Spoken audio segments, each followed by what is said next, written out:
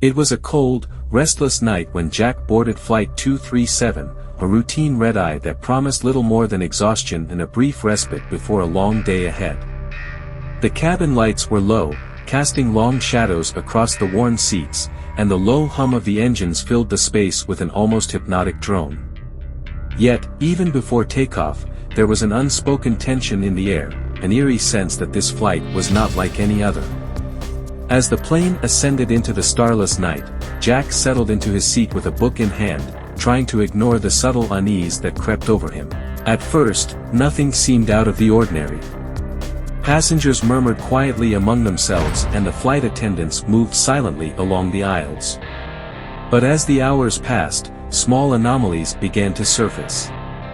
Around 2:45 a.m., the overhead lights flickered briefly, plunging the cabin into momentary darkness before restoring a weak, pulsing glow. Jack glanced around, noticing confused looks from nearby passengers, but the crew offered only vague reassurances that everything was fine.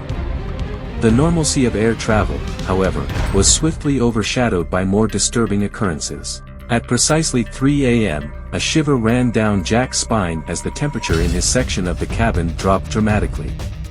He could see his breath in the dim light, and an inexplicable chill seemed to permeate the air. Outside his window, the vast expanse of clouds appeared unnaturally still, as if suspended in time. Soon after, the in-flight entertainment system, normally a benign source of distraction, suddenly switched to a grainy, black-and-white news report from decades past. The report detailed a catastrophic plane crash along the same route, a tragedy that had been shrouded in mystery and whispers of a curse. Jack's heart pounded as he tried to comprehend what he was witnessing. His mind raced with possibilities. Had the system been hacked? Or was this something far more sinister? As he looked around, he noticed that other passengers were also staring at the screens, their expressions a mixture of disbelief and mounting horror. Minutes later, the cabin lights dimmed further, and a series of strange sounds began to echo throughout the aircraft. Faint whispers, almost imperceptible, seemed to emanate from the very walls of the cabin. A low, almost mournful hum filled the space, as if the plane itself were lamenting a long-forgotten sorrow. Jack's eyes darted nervously from one end of the aisle to the other, but no one seemed to speak of what they were hearing. Then came the most unsettling event of all. At 3:15 a.m., Jack glanced into the small mirror mounted above his seat. For a fleeting moment, he saw a reflection that was not entirely his own, a shadowy figure standing just behind him. When he turned around, there was nothing but empty space.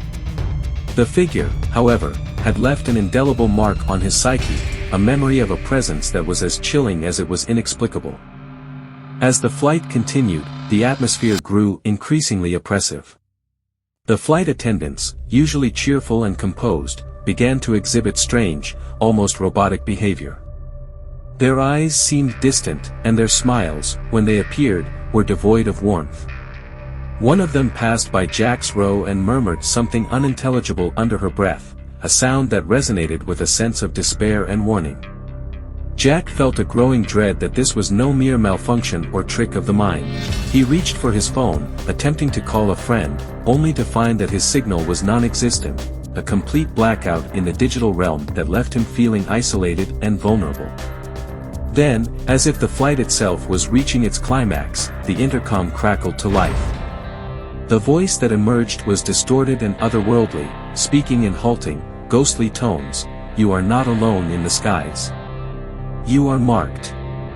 The message reverberated through the cabin, causing a collective shudder among the passengers. Jack could see the fear etched on the faces around him, each person silently questioning what fate had befallen them.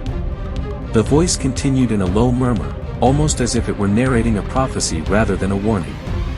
In that moment, the plane shuddered violently, and the overhead lights flickered out completely. For a long, harrowing minute, the cabin was swallowed by darkness, punctuated only by the sound of panicked breaths and the erratic beating of hearts.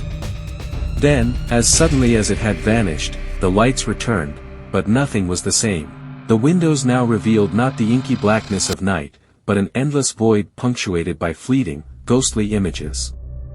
Figures moved across the clouds, apparitions with hollow eyes and anguished expressions, as if trapped between worlds. When the plane finally began its descent, the sense of foreboding did not lift. Upon landing, Jack and the remaining passengers were met with a deserted terminal. The usual bustle of arrival and departure was replaced by an eerie silence. The flight crew, too, had vanished without a trace, leaving behind only vacant seats and a lingering chill. As Jack stepped off the aircraft, his phone buzzed with a new message. On the screen, in blood-red text, it read, "You are now one of us." The message sent a final, icy shock through him, and as he hurried away from the aircraft, he couldn't shake the feeling that the spectral presence of that cursed flight would haunt him forever. In the days that followed, Jack found himself plagued by inexplicable visions and nightmares. He began to see the ghostly figures from the void wherever he went, in reflections, in the flickering lights of his home, even in the faces of strangers. His attempts to rationalize what had happened were futile. The curse of Flight 237 had woven itself into the fabric of his reality.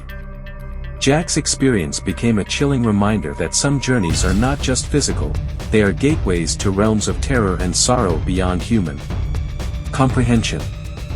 And though he tried to return to normalcy, the memory of that cursed flight, with its spectral warnings and the cold touch of the unknown, would forever be etched into his soul.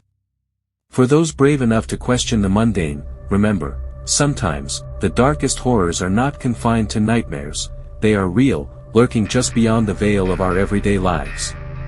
And as you take to the skies, be wary of the messages whispered by the wind, for they might just be the harbingers of a curse that follows you wherever you go.